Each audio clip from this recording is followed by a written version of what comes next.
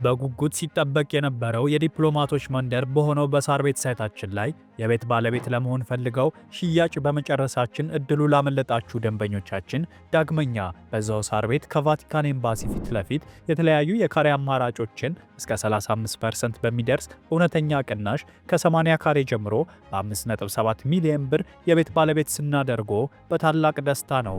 በተጨማሪም ቤተ መንግስት አቅራቢያ ያደረገውና የብዙሃኖች ትዝታ በያዘው በአቧሬ አዲሱ ሳይታችን ላይ ከባለ አንድ መኝታ ጀምሮ የመኖሪያ ቤቶችንና የንግድ ሱቆችን ደግሞ ከፈለጉ በኢንዱስትሪ መንደር በሆነው በገላን ባወጣረው ትልቅ የገበያ ማዕከላችን ላይ በጠቅላላ ዋጋ ከ2.6 ሚሊዮን ብር ጀምሮ የሱቅ ባለቤት ይሁኑ።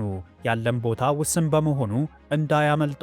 ለበለጠ መረጃና ለሳይት ጉብኝት ከታች በምናስቀምጠው ስልክ ይደውሉ።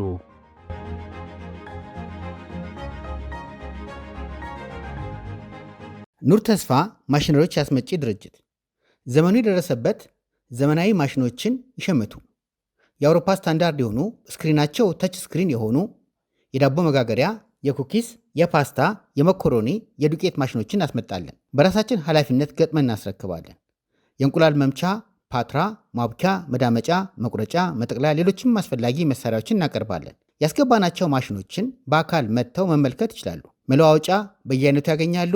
ጥገናና ሰርቪስም እንሰጣለን። በኤሌክትሪክ በጋዝ እና በናፍጣ የሚሰሩ አማራጮች አሉ። የ1 ዓመት ዋስትናም እንሰጣለን። ለድርጅቶ ሰራተኛ ማሰልጠን፣ መቅጠር፣ አዋጭ ጥናት ማቅረብ፣ አስተዳደራዊ መዋቅር መዘርጋት ተግባራችን ነው። በ0982 92 87 57 በመደወል ወይም የቴሌግራም ቻናላችን ኑር ተስፋ በመቀላቀል መረጃ ማግኘት ይችላሉ። አድራሻችን መገናኛ ዘፍ መሽ ፊት ለፊት ክሬኔት ህንፃ 4ኛ ፎቅ፣ ሜክሲኮ ክኬር ጎን አይመን ህንፃ 2ኛ ፎቅ ላይ ያገኙናል። ጥራት ላለው ምርት ተመጣጣኝ ዋጋ ከኑር ተስፋ።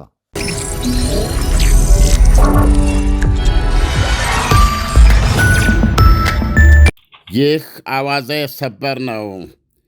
እንግሊዝ ትናንት ምሽት ለጦርነት ክተቺ የሚል መንግሥታዊ ጥሪ ሰማች። የአገሪቱ ጋዜጦች እንደዘገቡት አልካርንስ የተሰኙ የጦር ኃይሎች ሚኒስትር ናቸው ትናንት ምሽቱን እንግሊዝ የጦርነት አውድ ውስጥ ናች፣ የጦርነት ጥላ አውሮፓ በራፍ ላይ ቆመዋል ሲሉ ፍርጥም ያሉት። የእንግሊዛዊ ሚኒስትር ስጋት የሚያጭር ድምፅ የተሰማው የኔቶ ዋና ጸሐፊ ማርክ ሩት አውሮፓ አያቶቻችንና ቅድመ አያቶቻችን ለተጋፈጡት አይነት ግዙፍ ግጭት መዘጋጀት አለባት ሲሉ ጥርስ የሚያንቀጫቀጭ ማስጠንቀቂያ ከሰጡ በኋላ ነው። የኔቶ ጸሐፊ ሚስተር ሩት ጀርመን በርሊን ውስጥ ባደረጉ ንግግር አውሮፓ ቀጣዩዋ የፕሬዝደንት ቭላዲሚር ፑቲን ኢላማ ናት፣ አደጋ ውስጥ ነን ሲሉ አክለዋል። ሰውየው አያቶቻችንና ቅድመ አያቶቻችን ሲሉም ከ80 ሚሊዮን በላይ ሰብአዊ ሕይወት ጭዳ ያደረጉትን የአንደኛና የሁለተኛው የዓለም ጦርነትን ማለታቸው ነው። እንግሊዛዊ ሚኒስትር ሚስተር ካርንስ የቀድሞ የባሕር ኃይል መኮንን ነበሩ። ባለፈው ዓመት ብቻ የራሽያ ዛቻና ጥቃት በእንግሊዝ ላይ 50 በመቶ ጨምሯል ሲሉ አስታውቀዋል። እንግሊዛዊ ባለሥልጣን እንዲህ ብለው ለመዘርዘር ምስጢርነቱ እንደከለከላቸው ቢናገሩም የእውነቱን ብዛት በራሽያ ተቃጣብን የሚሉትን ስጋትና ጥቃት በመቶዎች የሚቆጠር ሲል ገልጸውታል። ሚኒስትሩ አስደንጋጭ ንግግራቸውን ያሰሙት ሀገሪቱን ከራሽያ ስለላና የኢንተርኔት ማለትም ሳይበር ስጋት ለመጠበቅ የተቋቋመውን ወታደራዊ ስለላ አገልግሎቶች ምረቃ ሥነ ሥርዓት ላይ ነው። የጦርነት ጥላው የአውሮፓ ደጃፍን እየቆረቆረ ነው። ጦርነቱም በቅርብ ዓመታት ከተጋፈጥናቸው ሁሉ የበለጠ ግዙፍና የከፋ ደም አፍሳሽ ይሆናል ብለዋል። ሲቀጥሉም እንግሊዝ በኢራቅና በአፍጋኒስታን ጦርነቶች የተሰዋባት ሰው ቁጥር በዩክሬን ጦርነት በሳምንት ውስጥ የሚያልቅ ነው። ስለዚህ እንግሊዝ ለጦርነት እየተዘጋጀች ነው ወይ ብላችሁ ብትጠይቁ ትክክል ናችሁ ብለዋል። እንግሊዝና አጋሮቿ በአንድ ላይ ስንደመር አሉ ሚኒስትሩም ራሽያን በከፍተኛ ደረጃ እንደምንበልጥ ማስታወስ አለብን። ዩክሬን በዚህ የዓለማችን ግዙፍ ጦር ኃይል ላይ ከ1 ሚሊዮን በላይ ጉዳቶች አድርሳበታለች ብለዋል። የኔቶ ዋና ጸሐፊ ሚስተር ሩትም እንደ እንግሊዝ ያሉ የኔቶ አባል ሀገራት ከጦርነት አንጻር ራሳቸውን ማሰናዳት እንዳለባቸው ገልጸው ሌሎች በርካታ አገሮችን ግን አገር አማን ብለው ተቀምጠዋል ሲሉ ወርፈዋቸዋል። በሌበር መንግሥት ስር እንግሊዝ ኔቶ በሚቀጥሉት 5 ዓመታት የመከላከያ ወጪያችን ከአጠቃላይ ዓመታዊ ምርት 2.5 በመቶ የማድረግ ተልእኮውን እየተወጣች አለመሆኑን ዘግቧል። የወታደራዊ የጦር ልምምዶች ድግግሞሽም እየተቀነሰ ነው ይላል ዘገባው። በዚህ ሳምንት መጀመሪያ ላይ የእንግሊዝ ሮያል ኔቪ ወይም ባህር ኃይል እንግሊዝ ራሽያን በሰሜን አትላንቲክ በኩል መበገር እንደተሳናት መግለጻቸው አይዘነጋም። ፈርስት ሲ ሎርድ ጄኔራል ሰር ጉዊን ጂንኪንስ ሲናገሩም ራሽያ ለሰሜናዊ የባህር ኃይሏ ከፍተኛ መዋለ ንዋይ ፈሰስ ስታደርግ፣ እንግሊዝ ግን በጸና የሰርጓጅ መርከብ እጥረት ተቸግራለች ብለዋል። ይህ በእንዲህ እንዳለ የእንግሊዝ ጦር ኃይሎች ሚኒስትሩ አልካርንስ በሚቀጥሉት 2 ሳምንታት ውስጥ በዩክሬን ጦርነት ውስጥ አበይት ነገር ይፈጠራል ብለዋል። የዩክሬኑ ፕሬዚደንት ቮሎዲሚር ዜሌንስኪ ሀገራቸው ቀይ መስመሮች ብላ ካሰመረችባቸው ነገሮች በአንዱ ላይ መለሳለስ ሊኖር እንደሚችል ፍንጭ ሰጥተዋል። ቀሪው የዶንባስ ግዛት ለራሽያ ይሰጥ ወይም አይሰጥ በሚለው ላይ ውሳኔ ለማካሄድ ማቀዳቸውን አስታውቀዋል። ኢሳያስ እንግዲህ በየዕለቱ እያዳመጥን ያለነው በኔቶ ዋና ጸሐፊውም በኩል በእንግሊዝ፣ በፈረንሳይ፣ በጀርመን እነዚህ ዋነኞቹ አገራት ናቸው። በፖላንድ በኩል የምንሰማቸው ነገሮች ከራሽያ ጋር የመዋጋቱን ጉዳይ አሁን ነገ ወይም አሁኑ ይደረጋል የሚል አንድምታ ባይኖረውም የማይቀር ነው የሚል ግን ቃና አለው። በደንብ አድርገን ከተከታተልና አውሮፓውያን ሀገራት የኔቶ አባል ሀገራት አሁን ያሉበትን ተላላ የመደላደል መንፈስ አስወግደው ጠቅላላ ስንዱነታቸውን ለጦርነት እንዲያደርጉ በእጅጉ የቀሰቀሱበት ንግግር ነው የኔቶ ዋና ጸሐፊ። አሁን እንግዲህ እንደሰማው ደግሞ የእንግሊዙ ሚኒስትርም ይህንን የሚያግዝ ንግግር ነው ያደረጉት።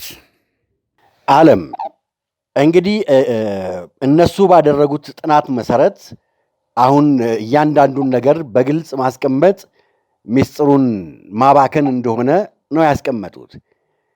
አውሮፓ ለአሜሪካ ለምታራምደው አጠቃላይ እንቅስቃሴ እርቁን በተመለከተ ማለት ነው ምንም የሰጡት ትኩረት ያለ አይመስልም። ይሄ ደግሞ ከአሜሪካ ጀርባ መቆም በአሜሪካና በአውሮፓ መካከል ያለውን ወዳጅነት አያጠለሸውም ወይ? ወዳጅነታቸው ከጠለሸ ደግሞ ሩሲያ ከአሜሪካ ጋር ያላት ወዳጅነት እየጠነከረ ከመጣ የአውሮፓ ወይም የኔቶ አቅም እየተፍረከረከ አይመጣም ወይ? ያለ አሜሪካ ኔቶ ምን ሊሆን ነው? ገናን በቤተልሔም ጌታችን መድኃኒታችን ኢየሱስ ክርስቶስ በተወለደባት ስፍራ ታላቅ መንፈሳዊ ጉዞ ወደ ቅድስቲቱ አገር ኢየሩሳሌም ጰራቅሊጦስ የጉዞ ወኪል ይህን ታላቅ መንፈሳዊ ጉዞ አዘጋጅቷል። ጌታችን ከተወለደበት ቤተልሔም፣ ቀራንዮ፣ ጎልጎታ፣ ናዝሬትን፣ ጌተሰማኔንና ቃና ዘገሊላን ይጎበኛሉ። በዮርዳኖስ ወንዝም ይጠመቃሉ።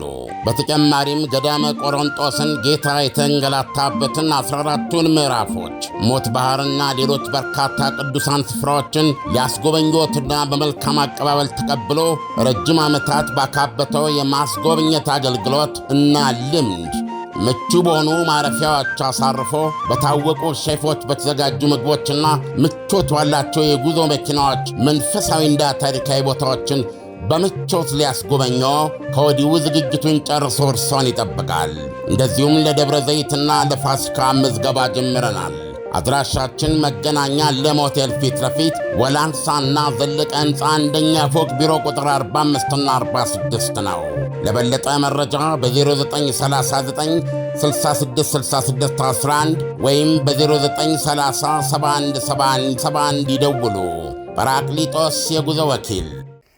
በአውሮፓውያንና በአሜሪካ መካከል አሁን ባላቸው ግንኙነት ላይ ንቃቃት ይታያል። ምንም ጥርጥር የለውም።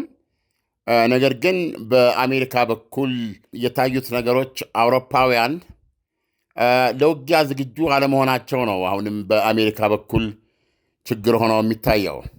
ከሁለተኛው የዓለም ጦርነት በኋላም ሆነ በፊት መቼም አሜሪካና አውሮፓ የሚታወቅ ጠንካራ ትስስር አላቸው። ነገር ግን ለምሳሌ በኢራቅ ጦርነትም ቢሆን እንግሊዝ ለምሳሌ እንግሊዝም ፈረንሳይም እንደዚህ አብረው ከአሜሪካ ጋር ዘምተዋል። በራሱ በዚህ በዩጎዝላቪያ ጦርነት እንደዚሁ እንደ ኔቶ ኃይል ሆነው አሜሪካ እና አውሮፓውያኖቹ ዘምተዋል። ነገር ግን አፈጻጸሙን ስትመለከት እንደው እንጃ 90% ሊባል በሚችል በጦር ኃይል ብዛት፣ በጦር ጀቶች፣ በሁሉም ነገር አስተዋጽኦ የአሜሪካ ነው። ስለዚህ እነዚህ ሀገሮች ለረጅም ጊዜ አውሮፓ ለውጊያ ዝግጁ ሳይሆን ቆይቷል እና የፕሬዚደንት ዶናልድ ትራምፕ መንግስትም መጀመሪያ ያየው ነገር ይሄ ነው። ገና ወደ ስልጣን ሳይመጡ በፊት ከምንድን ነው የሚባለው ከዚህ ከአጠቃላይ ዓመታዊ ምርታቸው 2% እንኳ ለመከላከያ በጀታቸው አያውሉም ነበር። በዚህ ረገድ ፖላንድ ናት፣ ምናልባት ዩክሬን ጎረቤቷ ናት። ስለዚህ ከእሳቱ አጠገቧ ከመሆኑ የተነሳ ሊሆን ይችላል ከማንኛውም ቀድማ የመከላከያ በጀቷን የጠቅላላ ዓመታዊ ምርቷን 3% ያደረገች። በተረፈ ሌሎቹ ከፕሬዚደንት ዶናልድ ትራምፕ ወደ ስልጣን መምጣት በፊት ኢቭን የአጠቃላይ የጂዲፒያቸውን 2% እንኳ አይሆንም ነበረ የመከላከያ በጀታቸው፣ እነ እንግሊዝ፣ እነ ጀርመን፣ እነ ፈረንሳይ የምትላቸው። ስለዚህ በአብዛኛው በኔቶ ውስጥ ያለውን ግዳጅ የጦርነቱን አጠቃላይ ኃላፊነት እውነቱን ለመናገር አሜሪካንን የአጋሰስ ሚና ነበር የሚያጫውቷት። ሁሉንም ነገር የምትሸከመው እሷ ናት። ያው ለስሙ ኔቶ ተብሎ እነሱ የተወሰነ አስተዋጽኦ ያደርጉ ነው። አሁን ለምሳሌ እዚህ ጋር የእንግሊዙ ሚኒስትር ሲናገሩ ሳቄ ይመጣል። እንግሊዝ በአፍጋኒስታን በኢራቅና በአፍጋኒስታን የተሰዋባት ወታደር ቁጥር በዚህ በዩክሬን ላይ ግን በሳምንት የሚያልቅ ነው ይላሉ።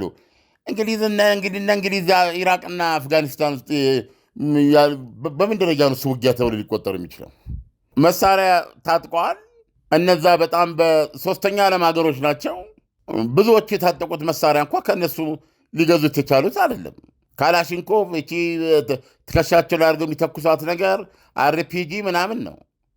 ከዛ ውጪ ይሄ ግልጽ ነው ያላቸው እንትን። ስለዚህ አሁን አሜሪካ ኢራቅ ውስጥ ያካሄደችውን ጦርነት ውጊያ ሊሉ ነው እንዲ አንዳንድ ቀን ይሄ በቁም ያየነው ነገር እኮ ነው። የኢራቅ ጦርነት ሲካሄድ ጦርነቱ እንደዛ ተፈርቶ ጦርነቱ የተጀመረው በአየር ድብደባ ነው። ለ6 ሳምንት ኢራቅ ትደበደባለች። ነቲንግ አንድ የተመታ የአሜሪካ የጦር ጀት የሚባል ነገር የለም። በአጠቃላይ የአየር መከላከያውን ራሱ የተረፈ ወደ ኢራን ያልሸሸውን የጦር ጀት ባለበት መንገዱን፣ የጦር ሰፈሩን፣ የጥይት ማከማቻውን፣ ቤተ መንግስቱን በአጠቃላይ የእዝና ምንድነው የቁጥጥር ምናምን የምትለው መዋቅር እንዳለ በ6 ሳምንት ድብደባ አነፈሩት።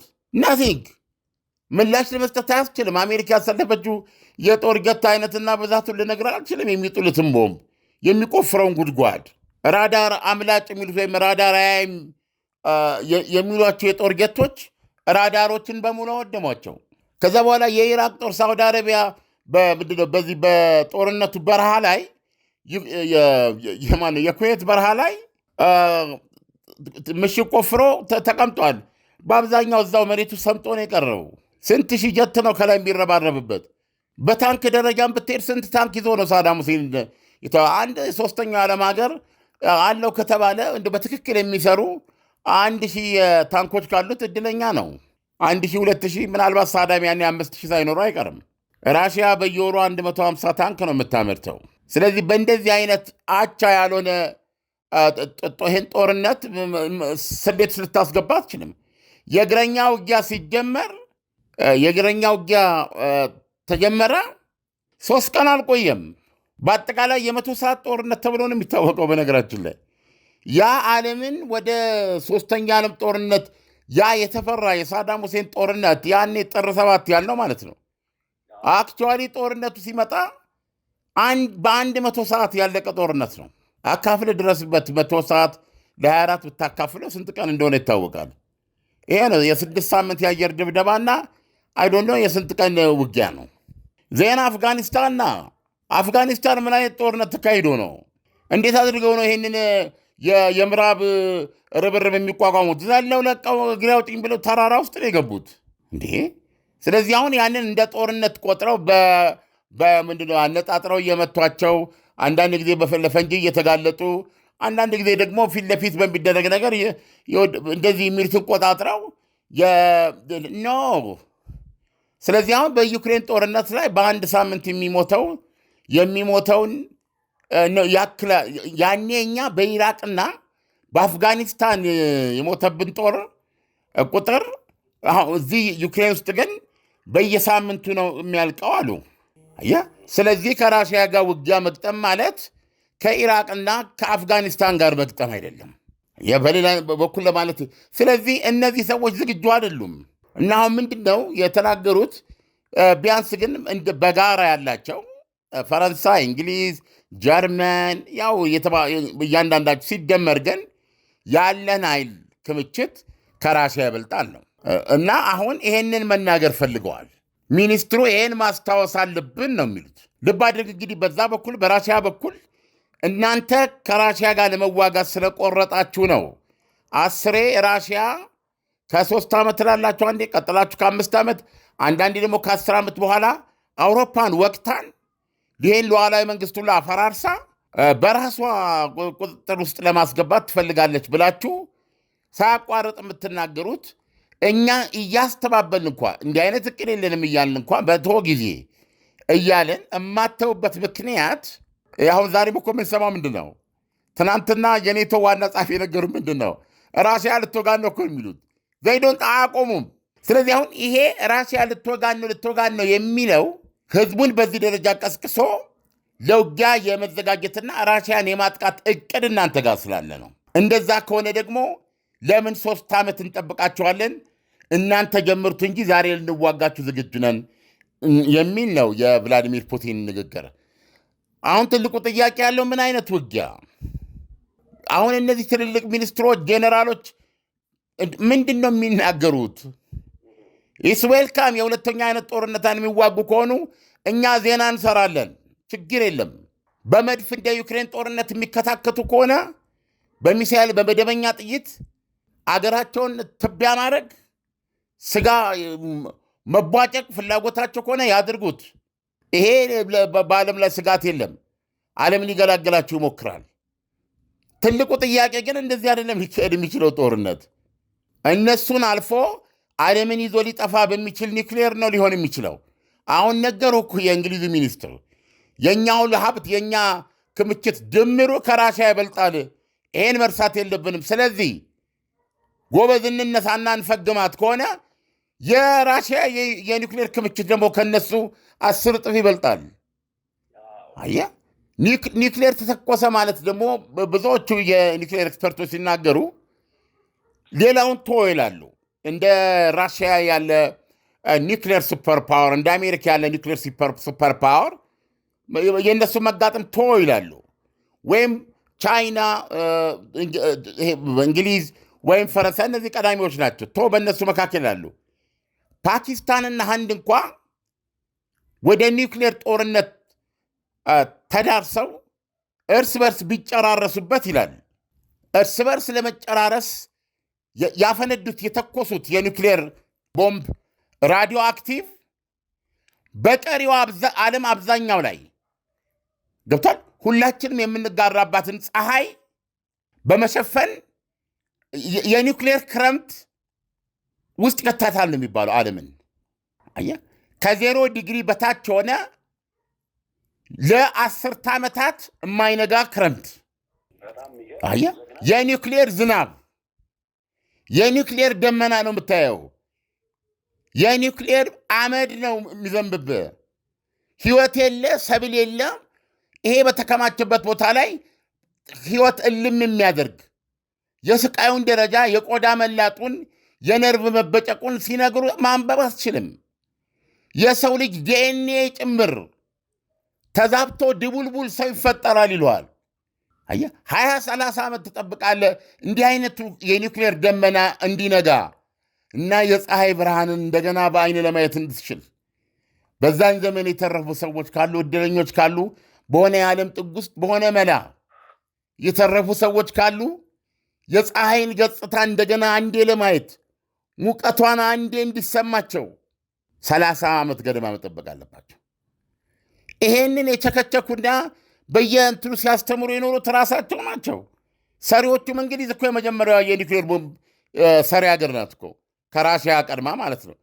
የማናትን ፕሮጀክት የእንግሊዝና የአሜሪካ ነው። እና አሁን ግራ ግብት የሚያደርግ አያቶቻችንና ቅድመ አያቶቻችን ይላል አሁን ጊዜ የኔቶ ዋና ጸሐፊ እነሱ በመድፍ ነው የተቀጣቀጡት። በኒውክሌር መቀጣቀጥ ማለት ግን ማንም የማይተውበት ጦርነት ነው። አየህ ያለ መሳተፍ ምርጫ የለንም። ገብቷል። የዓለም ጣፍንታ ነው አደጋ ውስጥ የሚገባው። እና ይኸው እንዲህ አይነት እብደት ነው አውሮፓ ውስጥ እየሰማን ያለ ነው።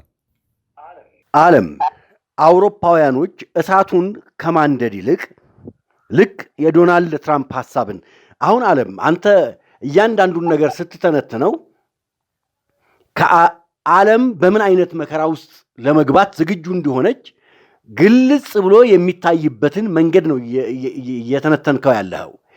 አውሮፓውያኖች ሩሲያ ከዩክሬን ጋር የምታደርገውን ጦርነት ከማራገብ ይልቅ እንደ ዶናልድ ትራምፕ የመፍትሄ ሐሳብ ማምጣቱ መንገድ ለምንድን ነው ያልታያቸው ተብሎ መታሰብ ይችላል ወይ? እንደው በዚህ ዙሪያ ላይ የተቀመጡ ነገሮች ካሉ ሩሲያ በእርግጥስ አውሮፓን የመውረር ዓላማና ዕቅድ አላት የሚል ተጨባጭ ጥናት አለ ወይ? ዓለም እውነቱን በተመለከተ ይሄን የሚያውቁት እነሱ ናቸው።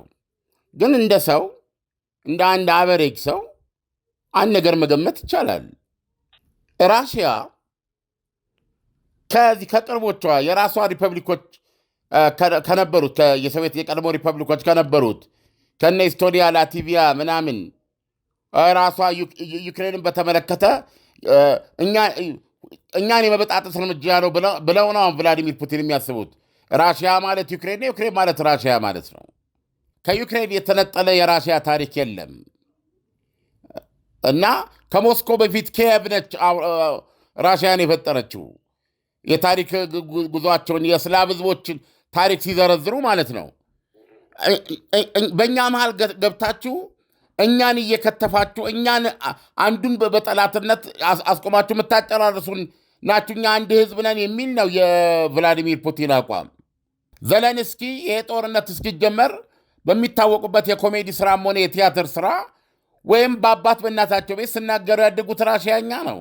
እነዚህ ሰዎች እውነቱን ለመናገር ራሽያና ዩክሬናዊ ለመለየት እኔ ቢያንስ በእስራኤል ሀገር አውቃቸዋለሁ። እነሱ ሲነግሩ ነው የምታውቀው። ዩክሬናዊ ነኝ ራሽያዊ ነኝ ሲሉ ማለት ነው። አክሰንታቸው፣ መልካቸው አንድ ህዝብ ነው። ኦኬ ይሄ የራሳቸው ጉዳይ ነው እና ሎጂካል ራሽያ ምናልባት ዩክሬንን ነገ ዩክሬን ላይ ጥቃት ሊሰነዝር ትችላለች ብሎ ቢሉ ልትቀበል ትችላለ። ይሄ እንዳይሆን የደህንነት ዋስትና ለዩክሬን ያስፈልጋል የሚሉትን ነገር ማለት ነው። ነገ በጆርጂያ ላይ እርምጃ ልትወስድ ትችላለች እንዲህ እያልክ አትሊስት ፕሎዚብል ኦኬ ሊሆን ይችላል ትላለ። አሁን ማን ይሙት በምን ሎጂክ ነው እንግሊዝ ለንደን ላይ ጥቃት አድርሳ የእንግሊዝ መንግስት አፍረሳ እንግሊዝን በራሷ ቁጥጥር ስለማድረግ የምትፈልገው? አንለስ ራሽያኖች ማለት ሳምባ እንዳየች ድመት መሬት የተባለ ሁሉ ውጠው ካላደሩ የሚያማቸው ዘንዶች ካልሆኑ በስተቀረ በጣም ፈረንሳይን ለመጠቅለል ጀርመንን ለመጠቅለል በአጠቃላይ አውሮፓ የሚባለውን ምድር እንዳለ ወደ ራሽያ ለማካተት በሚቀጥሉ 3 እና 10 ዓመት እርምጃ ትወስዳለች ብሎ ማሰብ የማይሆን ነገር ነው። ስለዚህ እኔ ይሄ ያሳምናል ብያለሁ። ወይን ማንኛውም የኔቶ ሀገር ለምሳሌ ላቲቪያ ላይ ጥቃት ታደርሳለች ልትገነዘብ ትችላለህ። ላቲቪያ የኔቶ ሀገር ናት። ስለዚህ እንደ ኔቶ ሀገር መዘጋጀት አለብኝ ሊገባ ይችላል። የአውሮፓን ሶቨርኒቲ አጥፍታ እንግሊዝ ገለመሌ የምትለውን ነገር አጥፍታ ለመቆጣጠር የሚያስችላትን ማጥቃት ከፍታለች ብሎ ማለት እኔ እውነቱን ለመናገር ነው ሳዳም ሁሴን የጅምላ ጨራሽ መሳሪያ ክምችት አላቸው ተብሎ ከተዘመተው ዘመቻ ለይተ የምታየው አይደለም። ምንም ሎጂካል ነው። ሁለተኛ የራሽያ ህዝብ 125 ሚሊዮን ነው። ይህን ያህል ገዝፎ የሚነገር ቁጥር አይደለም። የራሷን የጦር መሳሪያ የምታመርት ሌላ ያለ ሀገር ከመሆኗ በስተቀረ ማለት ነው። እና አሁንም የተናገሩትን ተመልከት። በቁጥር ደረጃ አውሮፓ ስንት ነው ብዛቱ? የአውሮፓ ህዝብ በአውሮፓ ደረጃ ያላቸው የመሳሪያ ኃይል የመደበኛ መሳሪያ ክምችት ሲታይ አሁንም የተወሰነ ብልጫ ቢወሰድባቸውም እንደ ኃይል ያላቸው አሜሪካን ስጨምር ኔቶ በመደበኛ ውጊያ ራሽያ ዕድል የላትም። አሁን ይሄንን ስጋት በህዝባቸው ውስጥ እያሰረጹ ነው። ራሽያ በሚቀጥለው 3 ዓመት ልትወጋ ነው። 5 ዓመት ነበረ፣ መጀመሪያ 10 ዓመት ነበር። ከ10 5 አድርጉት፣ ከ5 ደግሞ 3 አድርገውታል። እንግዲህ ከ3 ወር በኋላ የሚሉበት ጊዜ ሊመጣ ይችላል ማለት ነው። ይሄ አይነቱ ስጋት በቀጠለ ቁጥር ደግሞ በራሽያ ስለላ በኩል ያለው ንባብ መምጣታቸው አይቀርም ከሆነ እስኪመጡ ደግሞ ራሽያኖች ላይ ጠብቁ ይችላሉ እና ይህን ጦርነት የሆነ ሁነት ሊያመጣው ይችላል እና በጋዜጦችም የእንግሊዝ ጋዜጦችም በዚህ ደረጃ ከፍተኛ ትኩረት ሰጥተው እየጻፉ ያሉት ከተመሳሳይ አስተሳሰብ ነው እና አሁን የእንግሊዙ ሚኒስትር የተናገረው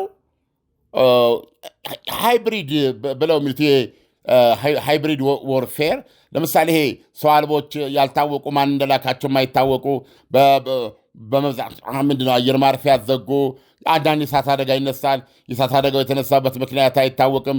ታውቆ ቢገኝም በተዘዋዋሪ በርቀት ራሽያ የቀጠረችው ቅጥረኛ ነው።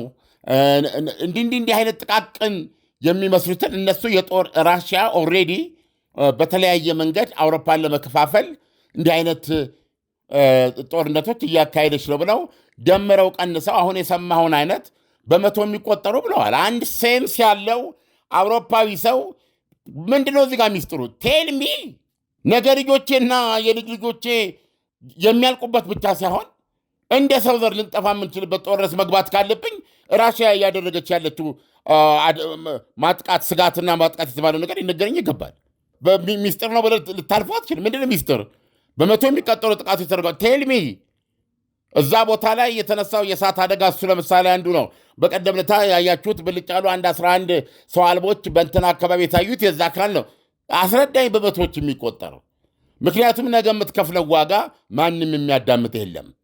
ስለምትበላው፣ ስለምትጠጣው፣ ስለምትለብሰው፣ ስለ ደህንነትህ፣ የት ነው የምታድረው፣ የት ውስጥ ነው የምትደበቀው፣ ሌላው ቀርቶ በሕይወትም ይሁን ሬሳም ማን ሊያስተውለው በማይችለው አመድ ተያይዞ አመድ በሚኮንበት ጦርነት ውስጥ ነው ልትገባ የምችለው። ስለዚህ ክላሲፋይድ ነው ሊለኝ አይችልም። እንዲህ አይነት ጦርነት ውስጥ አይኔን ገልጬ መግባት ካለብኝ ሪሊ ማወቅ አለብኝ በገባበት ምክንያት እና ይሄን ነው የሚመስለው። ዓለም ተጨባጭ ጥናቶች አያስፈልግም ወይ? ለምሳሌ ሩሲያ አንድን ሀገር ለመውረር ያውም አውሮፓን ያህል ሀገር ኔቶን ያክል የተደራጀ ኃይልን ላይ ወረራ ለማካሄድ ያደረገችው እንቅስቃሴ አለ ወይ? በተጨባጭ አሁን እንደዛ አይነት ጥናቶች ያስፈልጋሉ። በሌላ መልኩ ደግሞ ስትመለከት የጦር ኃይሏ ከአንድ ቦታ ተነስቶ ወደ ሌላ ቦታ መንቀሳቀስ አለበት። አዳዲስ ምሽጎች መሰራት አለባቸው። የጦር ክምችቶች ከምሽግ ወደ ምሽግ ሲሸጋገሩ መታየት አለባቸው። እንደነዚህ አይነት ተጨባጭ የሆኑ መረጃዎች በሌሉበት ሩሲያ 10 ዓመት ሩሲያ 5 ዓመት 3 ዓመት በኋላ ጦርነት ልትከፍት ትችላለች ብሎ መናገር ባለስልጣናቶቹን ተጨባጭ ያደርጋቸዋል ወይ? የሚናገሩትን ነገር በተጨባጭ የሚታየው ነገር አውሮፓውያን ራሽያን እየወጉ መሆኑ ነው። ራሽያኖች እንደዚህ ቢሉን እስማማለሁ። አውሮፓውያኖቹ የዛሬ 3 ዓመት ወይም 10 ዓመት ሊወጉን ይችላሉ የሚል ነገር ራሽያኖች ጋር ቢደረግ እቀበላለሁ። በተጨባጭ የእንግሊዝ ስቶርም ሻዶ ራሽያ ውስጥ ኢላማ ይመታል። በተጨባጭ የፈረንሳይ ስሙ ሌላ ይሆን ተመሳሳይ ሚሳኤል እዛ ይመታል። የመድፎቻቸው ይደበድባሉ። ታንኮቻቸው ገብተው የመልሶ ማጥቃት ዘመቻ ላይ ተሳትፈው ብዙዎቹ ተመተው ተማርከው በራሽያ እጅ ይገኛሉ። እኔ በራሽያ በኩል በአውሮፓ ልንወጋ እንችላለን የሚል ዝግጅት ቢኖር እኔ ትክክል ነው ብለው አየህ። እንደዚህማ ከሆነ ራሽያ ከ1 ሚሊዮን በላይ ሞቶባታል የሚሉ ከሆነ እና ራሽያ ደግሞ ከእንደሱ ጋር የመዋጋት እቅድ ካላት ለምን ጊዜ መጠበቅ አለብህ? ከ1 ሚሊዮን በላይ ሬሳ ተሸክመ አንድ ደ ተነዳለ። ራሽያ የኒውክሌር ዘንግ ያዘችበት ምክንያት እንደዚህ አይነት ነገር እንዳያደርጓል። ይህንን ጦርነት ሲጀመር ኦኬ እንግሊዞች የሚሉትን የራሳቸውን መረጃ እንውሰድ። እነሱ የሚሉት እውነት ነው እንበልና ራሽያ ከ1 ሚሊዮን በላይ የጦር ጉዳት ደርሶባታል። ሙት ቁስለኛና ምርኮኛ ሆኖባታል። ኦኬ ይሄንን አስበው ነው ቭላዲሚር ፑቲን የዛሬ 4 ዓመት ዩክሬን ላይ ወረራ ሄዱት። ይሄን ያህል መስዋዕትነት ከፍላለሁ ብለው ነው። ይሄን ያህል መስዋዕትነት እስከከፈልክ ይሄ እንዳይመጣ ይሄንን ውጊያ ሳደርግ ማንም መንገድ ላይ እንዳይቆም በማለት የኒውክሌር ማስጠንቀቂያ ሰጥተዋል። አይደለም እንዴ? በዚህ ደረጃ መስዋዕትነት እንድትከፍል በሚታይ ደረጃ የስለላ መረጃ በመስጠት ሁለንተናዊ ድጋፍ በማድረግ ይሄ ጦርነት የኔቶ የውክልና ጦርነት እንዲሆን ተደርጓል። በዚህ ጊዜ ውስጥ የራሽያ ሰው አልቦች ሳት ብሏቸው የገቡት ልታስተባብለው ማትቸው ፖላንድ ላይ 19 የተባሉት ምንድነው የተወሰነ ኢስቶኒያ የአየር ክልል ውስጥ ሚግ 31 የሚባሉ የጦር ጀቶች እነዚህ ሮማንያ እነዚህ ልታምናቸው ልትቀበላቸው የምትችል ቶታሊም ከውጊያው ጋር የማይገናኙ በዩክሬን ዙሪያ ስላሉ የተኩስ ምንድን ነው የሚባለው ተባራሪ ተኩስ ልትለው ትችላለህ። አየህ፣ በዚህ ደረጃ እነሱ በሚሉት ደረጃ ከሆነ 3 ዓመትና 5 ዓመት ለምን ያስጠብቃታል ራሽያ? ለምንድን ነው በመድፍና በሮኬት ለመዋጋት የምትመርጠው ኒውክሌር እያላት? ከአውሮፓውያኖች ጋር በኒውክሌር ለመቅጠም ራሽያ አድቫንቴጅ አላት። ተዋግታ የመትረፍ ዕድል አላት ካላት ክምችት አንጻር። ስለዚህ አያስኬድም። አውሮፓውያኖች ግን ራሽያ በዚህ ጊዜ ውስጥ ይህን ሁሉ ደም እያፈሰስክ ምንም አይነት እንትን ያልተደረገብህ ከ3 እና ከ5 ዓመት በኋላ ልትወረን ነው። አየህ፣ ዩክሬን ውስጥ እነሱ የያዙት አቋም የዩክሬን ጦርነት እንዲቆም አያደርግም። አሁን መጨረሻ ላይ ምንድን ነው ያሉት? ከሚቀጡ በ2 ሳምንታት ውስጥ አንድ ነገር ትሰማላችሁ አሉ እና የዩክሬኑ ፕሬዚደንት ህዝበ ውሳኔ ሊያደርጉ ነው ይህን መሬት እንስጥ አንስጥ የሚለውን ጥያቄ ማለትም ከዚህ ከቀረው የዶኔትስክ ሪፐብሊክ ግዛት 20 በመቶ ገደማ የቀረውን በዩክሬን እጅ የሚገኘውን ለራሽያ አሳልፈን እንስጥ እና ይህን በማድረግ ደግሞ እኛ በዚህ በዛፖሪዥያ እና በኬርሶን እንዲሁም ከሌሎች ግዛቶች የራሽያ ጦር እንደዚህ በሚል ለህዝበ ውሳኔ ለማቅረብ ዘለንስኪ ማቀዳቸውን ተናግረዋል ብለዋል። ዘለንስኪ ይሄ እስካሁን ድረስ የማይሆን ነው ብለዋል። ይህንን አሁን እንደ ትልቅ ለውጥ ነው የቆጠሩት አውሮፓውያኖቹ ምንድን ነው የሚሉት? ግዛት መለወጥ አይቻልም በውጊያ። ስለዚህ ፑቲን ሊፈቀድለት አይገባም። ተኩስ ማቆም ተደርጎ ከዛ በኋላ እኛ ዩክሬን ውስጥ እንገባለን። ከዛ በኋላ ጦርነት የሚባል አይኖርም።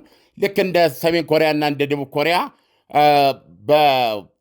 በውጊያ ዝግጅት ላይ የተመረኮዘ ሆስቲሊቲ ያልተቋረጠ የግጭት መንፈስ ተጠብቆ ራሽያ በምንም መንገድ ዩክሬን ላይ ተጽዕኖ ማድረግ ማቸው አንድንም ፍላጎት ማሟላት እንዳቸው ኢቨን የኔቶ አባላቱን የሚለውን ጨምሮ አድርገው በራሽያና በዩክሬናውያን መካከል ከዚህ በፊት ከቶም በታሪክ አንድ ቀን ኖረው እንደማያውቁ አድርጎ የሚያቆራርጥ ነገር በማድረግ ግንብ መስራት ነው። ልክ እንደ በርሊን ግንብ እንደ ሰሜን ኮሪያ እና ደቡብ ኮሪያ የተኩስ አቁም የሰላም ስምምነት የለም። በደቡብ ኮሪያና በሰሜን ኮሪያ ተኩስ አቁም ነው ያለው። አየህ፣ እነዚህ ሀገሮች አሁን ያላቸውን ዝግጅት አንድ ቀን ቢጭሩና ዝም ብትል አንድ ኮሪያዊ አይተርፍም በሁለቱም በኩል። አየህ፣ ለመተላለቅ ነው 24 ሰዓት ዝግጅት አድርገው ደቡቦች ሰሜን ኮሪያን ሲጠብቁ ነው። ሰሜን ኮሪያ ምን አነቃነቀች፣ ምን ሰራች፣ ምን ተኮሰች፣ መሪ ወዴት ሄደ፣ ምን በላ፣ ምን ጠጣ፣ ደቡብ ኮሪያዎች ያውቃሉ። በደቡብ ኮሪያ በኩል ያለው ሰሜን ኮሪያዎች ያውቃሉ። እነዚህ ለአንድ አስፈሪ ታሪካዊ ፍጥጥም ያሉ ህዝቦች ናቸው። ባዕድ ሀገር ይሻላል። በሁለቱ መካከል ከሚነሳ ጦርነት በሁለት ምንም የዘር ግንኙነት የሌላቸው አንድ ህዝብ ያልሆኑ ሀገሮች መጠን አላቸው። መጥፎ ነው እንደሱ። እንደዛ አይነት ነገር ነው መፍጠር የሚፈልጉት። ስለዚህ እውነቱን ለመናገር ከዚህ አንጻር ካየህ ይሄ ደግሞ ለራሽያኖች ቤዚካሊ የራሽያኖች መጥፋት ማለት ነው። ስለዚህ የህልውና ጦርነት ነው ብለዋል እና ይሄ ጦስ ለሁላችንም ይተርፋል። ከዚህ አንጻር ነው አንዳንድ ጊዜ በቸም በዶናልድ ትራምፕ ላይ አንድ ወጥ ነገር መናገር አችልም። በዚህ ጉዳይ ላይ ግን ከሰማይ የወረዱ ያህል ነው መቆጥራቸው። ስለዚህ በሚገባ ይሄንን የአውሮፓ ክፍል እስካሁን ድረስ በአሜሪካ ትከሻ ላይ እየኖረ ነው። ከዚህ በኋላ በአሜሪካ ትከሻ ላይ አትኖርም ብለዋል። ፊታቸውን ወደ ጓሮና ወደዛ ነው ወደ ቻይና ነው ማዞረው፣ ከራሽያም ጋር መልካም ግንኙነት ይኖረኛል የሚለው አቋማቸው ነርቨስ አድርጓቸዋል አውሮፓውያኖችን። እና አውሮፓውያኖቹ ዩክሬን ላይ የያዙት አቋም ለአውሮፓውያንም ለእኛም ለዓለምም አይጠቅምም። ይሄ ጦርነት መቆም አለበት። የኒውክሌር ጦርነት የሕፃን ጨዋታ አይደለም። በዓለም ሕዝብ ሕይወትና በዓለም ስልጣኔ መቆመር አይቻልም። ስለዚህ አንድ ቦታ ይቆማል። ምናልባት የከፋ ነገር ከመጣ እንዴ ዩክሬን ለምን ግማሽ በግማሽ ይሄኛ ጉዳይ አይደለም። ይህ ስለዚህ አሁን የምህረት ጦርነት ልናደርግ አንችልም። እዛ ቦታ ላይ ማናችንም አሁን ባሉት በልጆቻችን በልጅ ልጆቻችን ሕይወት ላይ የመወሰን መብት ማን የሰጠን? እንደገና ገና ባልተወለዱ ሕፃናት በመጪው ዓለም ሕይወት ላይ ዓለም በዚህ መንገድ የአውሮፓ የምህረት ጠረጴዛ ላይ ሊሰዋ አይችልም። አይደለም የዚህ ኔቶን ለምን አይበትኑትም? ኔቶ ቢበተን ኔቶ ቢቀር ሰላም አይደለም እንዴ? ስለዚህ ይሄ ነው ኢሳያስ። ዓለም ለትንታኔው ከወዲሁ አመሰግናለሁ። መልካም ምሽት ይሆንልን። መልካም ምሽት። በጉጉት ሲጠበቅ የነበረው የዲፕሎማቶች መንደር በሆነው በሳር ቤት ሳይታችን ላይ የቤት ባለቤት ለመሆን ፈልገው ሽያጭ በመጨረሳችን እድሉ ላመለጣችሁ ደንበኞቻችን ዳግመኛ በዛው ሳር ቤት ከቫቲካን ኤምባሲ ፊት ለፊት የተለያዩ የካሬ አማራጮችን እስከ 35% በሚደርስ እውነተኛ ቅናሽ ከ80 ካሬ ጀምሮ በ5.7 ሚሊዮን ብር የቤት ባለቤት ስናደርጎ በታላቅ ደስታ ነው። በተጨማሪም ቤተ መንግስት አቅራቢያ ያደረገውና የብዙሃኖች ትዝታ በያዘው በአቧሬ አዲሱ ሳይታችን ላይ ከባለ አንድ መኝታ ጀምሮ የመኖሪያ ቤቶችንና የንግድ ሱቆችን ደግሞ ከፈለጉ በኢንዱስትሪ መንደር በሆነው በገላን ባወጣረው ትልቅ የገበያ ማዕከላችን ላይ በጠቅላላ ዋጋ ከ2.6 ሚሊዮን ብር ጀምሮ የሱቅ ባለቤት ይሁኑ። ያለን ቦታ ውስን በመሆኑ እንዳያመልጦ። ለበለጠ መረጃና ለሳይት ጉብኝት ከታች በምናስቀምጠው ስልክ ይደውሉ።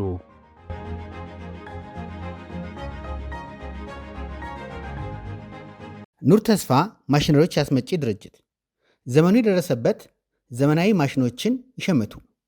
የአውሮፓ ስታንዳርድ የሆኑ ስክሪናቸው ተች ስክሪን የሆኑ የዳቦ መጋገሪያ፣ የኩኪስ፣ የፓስታ፣ የመኮሮኒ፣ የዱቄት ማሽኖችን እናስመጣለን። በራሳችን ኃላፊነት ገጥመን እናስረክባለን።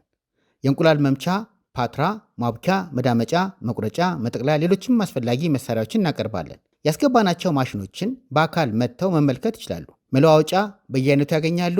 ጥገናና ሰርቪስም እንሰጣለን። በኤሌክትሪክ በጋዝ እና በናፍጣ የሚሰሩ አማራጮች አሉ። የ1 ዓመት ዋስትናም እንሰጣለን። ለድርጅቶ ሰራተኛ ማሰልጠን፣ መቅጠር፣ አዋጭ ጥናት ማቅረብ፣ አስተዳደራዊ መዋቅር መዘርጋት ተግባራችን ነው። በ0982 92 8757 በመደወል ወይም የቴሌግራም ቻናላችን ኑር ተስፋ በመቀላቀል መረጃ ማግኘት ይችላሉ።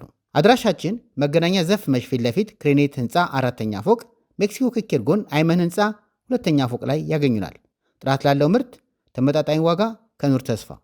ገናን በቤተልሔም ጌታችን መድኃኒታችን ኢየሱስ ክርስቶስ በተወለደባት ስፍራ ታላቅ መንፈሳዊ ጉዞ ወደ ቅድስቲቱ አገር ኢየሩሳሌም ጰራቅሊጦስ የጉዞ ወኪል ይህን ታላቅ መንፈሳዊ ጉዞ አዘጋጅቷል። ጌታችን ከተወለደበት ቤተልሔም፣ ቀራንዮ፣ ጎልጎታ፣ ናዝሬትን፣ ጌት ሰማኔንና ቃና ዘገሊላን ይጎበኛሉ። በዮርዳኖስ ወንዝም ይጠንበቃሉ።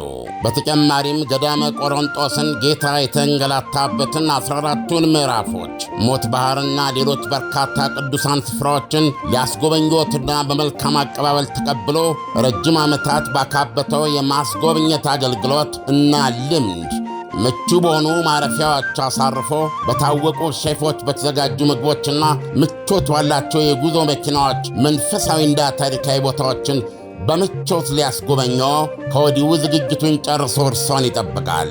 እንደዚሁም ለደብረ ዘይትና ለፋሲካ ምዝገባ ጀምረናል።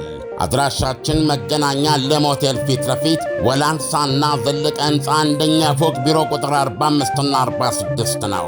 ለበለጠ መረጃ በ0939 666611 ወይም በ0930 717171 ይደውሉ። ጰራቅሊጦስ የጉዞ ወኪል